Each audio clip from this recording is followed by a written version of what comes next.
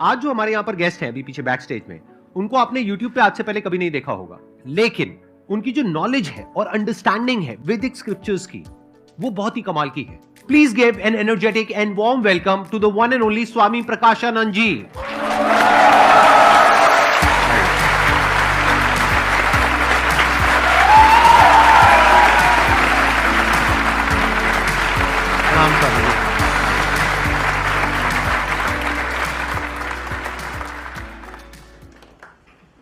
आप थोड़ा सा बताएंगे अपने बैकग्राउंड के बारे में, अपनी जर्नी के बारे में, कैसे आपने इस पाथ को चूज किया? मैंने मेरी लाइफ में वेटरनरी साइंस में ग्रेजुएशन किया, उसके बाद में पोस्ट ग्रेजुएशन किया। बट इंटरेस्टिंग थिंग ये हुई कि जिस दिन मैंने कॉलेज ज्वाइन किया एज अ लेक्चरर, तो उस दिन मेरे मन में पीछे एक थॉट आया। भगवत गीता का जो शुरुआत है वो ये ऐसा है, अशोचान अन्वशोचस्तम प्रज्ञावातांश्च भाषसे गतासून अगतासूंश्च नानुशोचन्ति पंडिता। उसमें दिखा है कि अर्जुन को भगवान कह रहे हैं कि जो भी समझदार व्यक्ति है, जो भी ज्ञानी व्यक्ति है, वो रोता नहीं, वो परेशान नहीं होता, और जो आने ही वाला नहीं, भी अभी तक आया ही नहीं, फ्यूचर जो बिल्कुल अनजान है, उसके बारे में सोच के चिंता नहीं करता। This hit me like anything. ये माय गॉड, कि हम तो अभी थोड़ी थोड़ी बातों से बड़ा हमको परेशानी होती है, बड़े सुख और दुख में हम बहुत सारे उलझ जाते हैं। तो तब से मैंने सोचा कि नहीं, मुझे तो बस भगवत गीता की पढ़ाई पूरी करनी है। तो मोड़ यहां से आया कि ऐसे धीरे धीरे जब मैं चलते गया तो रास्ते खुलते गए, और आज मैं यहां हूं।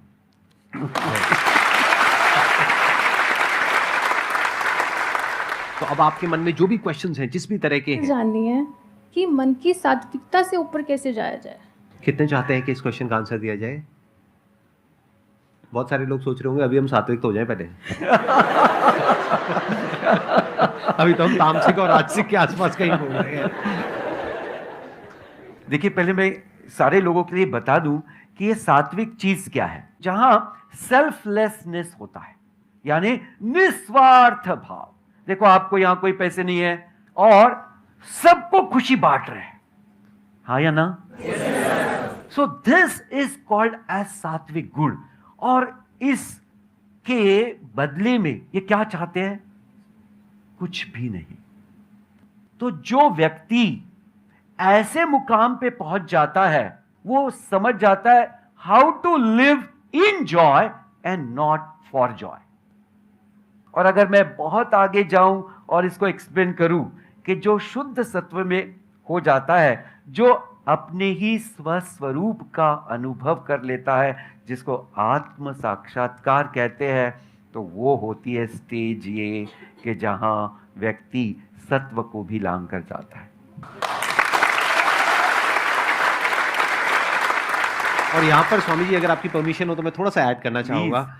इसके लिए जरूरी नहीं है कि आप सब कुछ छोड़ दें, यानी कि जो भी आप कर रहे हैं उसके साथ साथ में भी आप जो स्क्रिप्चर्स हैं उनको स्टडी कर सकते हैं। जैसे कि पास्ट में जो भी लोग हुए हैं जिन्होंने इस तरीके से अपने आप को रियलाइज किया है, इसको आत्मज्ञान बोलते हैं, उनकी बुक्स आप पढ़ सकते हैं। तो उसके लिए ऐसा नहीं है जरूरी कि आपको सब कुछ छोड़ना ही पड़ेगा। हर इंसान की अपनी पर्सनल चॉइस है, but it is not a pre requisite कि ये करना ही पड़ेगा तभी वो होगा। Am I right, Swami ji? Yes, fantastic. I would like to add something more. Please. कि छोड़ना क्या है? हमारे जो गलत विचार को, यानी अज्ञान को छोड़ना है और ज्ञान को पाना है। इसलिए वो कोई भी स्टेज में हो सकता है। Excellent. सर, मेरा क्वेश्चन ये है, मैंने अभी कुछ दिन पहले हीलिंग सीखी है, बट जब तक हम सीखते हैं तब तक हमें अच्छे से शांति मिलती है, सब कुछ हमें अच्छा फील होता है। बट जैसे ही हम उन सब चीज़ों से दूर हो जाते हैं, ऑब्वियसली हमें ये पता चलता है कि नहीं, ये सब चीज़ें शायद हम कर ही नहीं सकते। ये क्वेश्चन हम स्पिरिचुअलिटी में और माइंड से रिलेटेड जो क्वेश्चंस होते हैं वहां पे जरूर पूछते हैं और बार बार पूछते हैं। ये क्वेश्चन ठीक नहीं है। क्यों? क्योंकि ये क्वेश्चन बिल्कुल ऐसा है कि मैं स्विमिंग सीखने के लिए गई, मैंने 2 दिन तक ट्राई किया, मैं नहीं सीख पाई, तो मैं क्या करूं? तो मैं क्या जवाब दूंगा? तीसरे दिन जाओ। आपने कहा मैं 3 दिन गई, 5 दिन गई, 10 दिन गई, नहीं सीख पाई, अब क्या करूं? तो मैं क्या कहूंगा? 11वें दिन जाओ। जाते रहो जब तक नहीं सीखते। ऐसे ही स्पिरिचुअलिटी में या माइंड के लेवल पे या मन के स्तर पे, बुद्धि के स्तर पे आप कुछ भी अचीव करना चाहते हो, यानी किसी भी तरह की कोई भी स्टेबिलिटी, मन की स्थिरता या बुद्धि के लेवल पे एक समत्व भाव, आज आपके साथ बैठ करके मेरे अंदर से ऐसे ऐसे वर्ड्स निकल रहे हैं जो नॉर्मली नहीं निकलते हैं।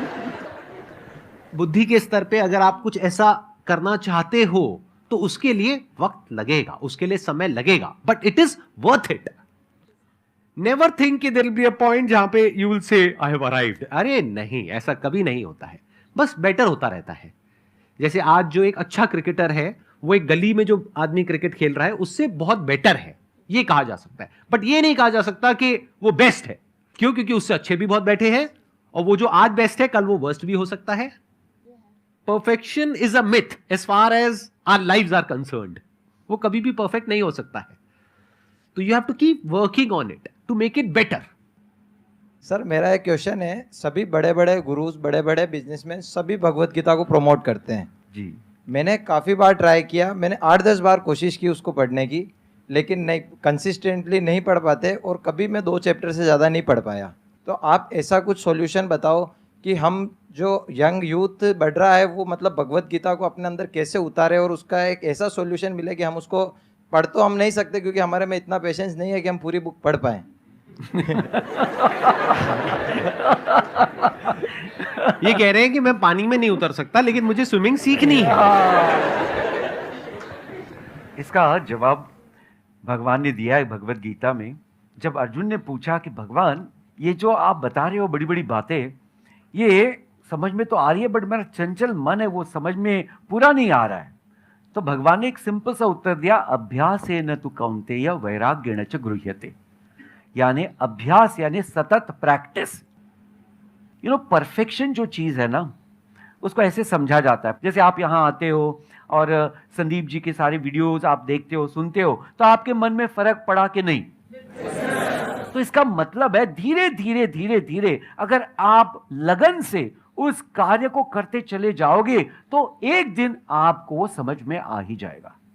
सर मेरा सवाल ये है कि सर जैसे हम कहते हैं ना कि अगर आपको स्पिरिचुअल पाथ में आना है तो उसके लिए ना आपको जो मोह है, मोह माया जो होती है, attachment to people you love a lot, तो उसका त्याग करने की ज़रूरत पड़ती है। तो सर जैसे अगर if I am there, I am very family oriented person, तो सर फैमिली का वो त्याग या उनसे वो अटैचमेंट कम करना, क्या ये पॉसिबल है इंसान के लिए कि वो कर सकता है उसको? अटैचमेंट को हिंदी में आसक्ति कहते हैं। मैं एक उदाहरण दे रहा हूं कि जैसे लोग बोलते हैं कि सुबह की चाय के बगैर तो सुबह हो ही नहीं सकती। यस और नो? बड़ा कॉमन डायलॉग है, राइट? तो this is simple example.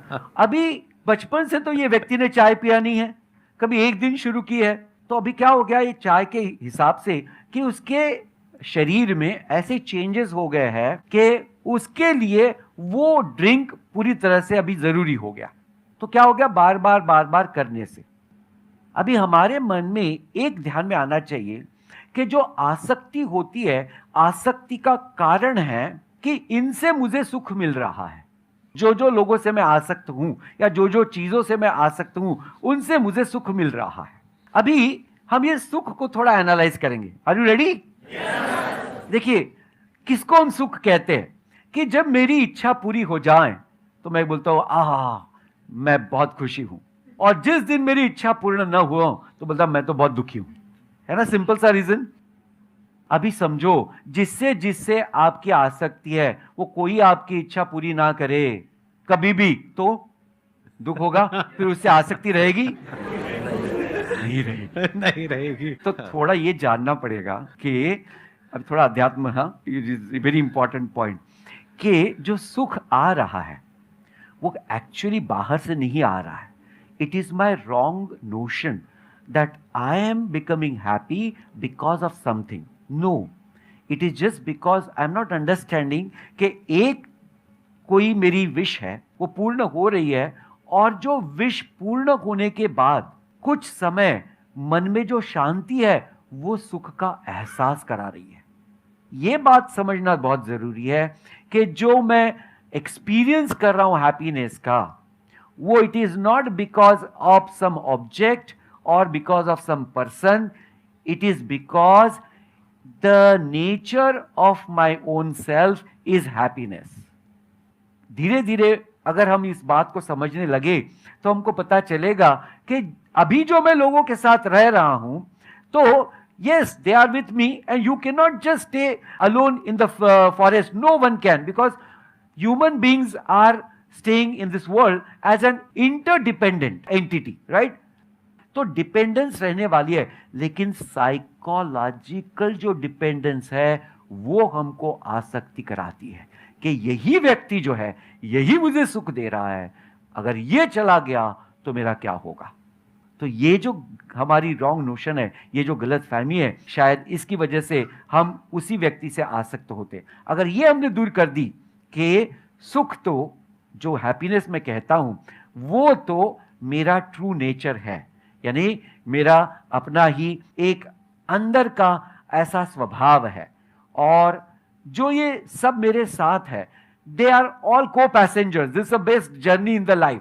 So when they are there, let us be friendly with everyone and let us give our best to everyone. So अपने आप से फिर आसक्ति नहीं रहेगी, but you will start giving your best. अभी जो स्वामी जी ने कहा, मैं उसी बात को थोड़ा सा आगे एक्सटेंड करता हूं। जितनी छोटी इच्छा होती है और वो जब पूरी होती है तो कुछ देर तक आपका मन शांत हो जाता है। ऐसा होता है, नहीं होता है? जैसे भूख लगी है बहुत तेज, एकदम से खाना मिल गया, तो कुछ देर तक उसके बाद में मन शांत हो जाता है, तब तक जब तक कि दोबारा से भूख नहीं लगती है। लेकिन अगर इच्छा कोई बहुत बड़ी है, मान लो कि मेरे को ये एग्जामिनेशन को क्रैक करना है जिसमें आपको 4 साल लगे, और आपने बहुत मेहनत करी और उसके बाद में आपने उसको क्रैक कर लिया, तो कितने दिन तक खुशी रहती है? मे बी कुछ दिनों तक, कुछ हफ्तों तक, या कुछ महीनों तक। इसी के साथ में और क्या होता है कि फिर एक के बाद एक हमारे अंदर और इच्छाएं पैदा होने लग जाती है। उस इच्छा के पूरे होने से आपका मन शांत तभी तक रहेगा जब तक दूसरी इच्छा पैदा ना हो। जैसी दूसरी इच्छा पैदा हो गई तो उससे जो खुशी मिल रही थी या जो मन शांत था वो खत्म हो जाएगा। जैसे फॉर एग्जाम्पल, आपने एक कॉलेज में से डिग्री ले ली, आपकी एक इच्छा पूरी हो गई, मानो कुछ दिनों तक आप बहुत खुश हो, फिर एक कंपनी में चले गए, और आप जिस कंपनी में गए वहां पे जो बॉस है वो आपको खच्चरों की तरह ट्रीट कर रहा है। अब आप कह रहे हो मैंने इतनी मेहनत करी, बचपन से मुझे ये सपना दिखाया गया इसके लिए और ये काम भी करना मुझे पसंद नहीं है, वो काम नहीं दे रहे जो मैं चाहती थी, इच्छा थी मेरी, ये तो वो काम दे रहे हैं जो मेरी बिल्कुल भी इच्छा नहीं है करने की। तो अब वो खुशी कहां गई जो आपको मिली थी 4-5 साल की या 10 साल की मेहनत के बाद में? खत्म। वापस से हमारी जिंदगी में दुख आ गया है। कब तक? जब तक कि या तो वो बॉस चेंज नहीं होता है या आप कंपनी चेंज नहीं कर लेते हो, और वैसा नहीं हो जाता जैसा आप चाहते हो।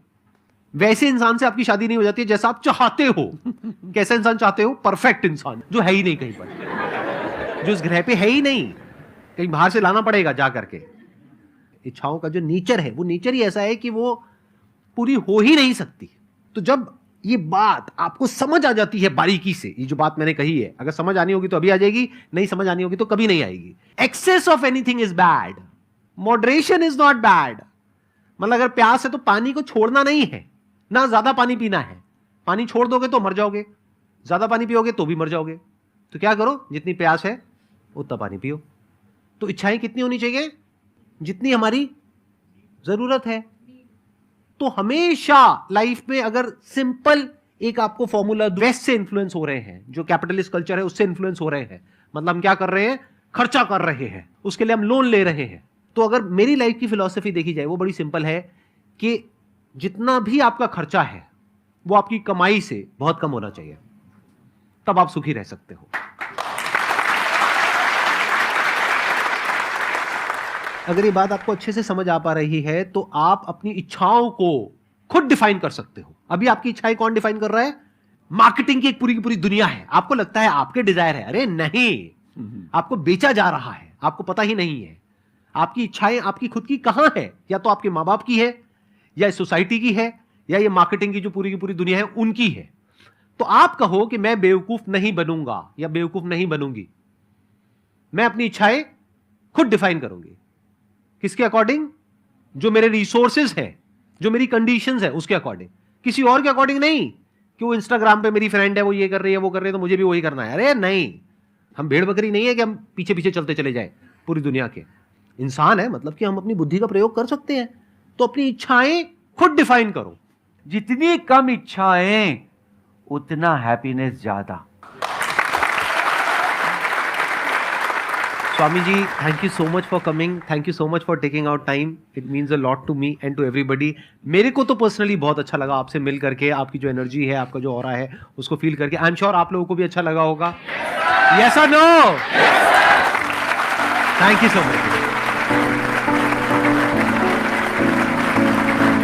much.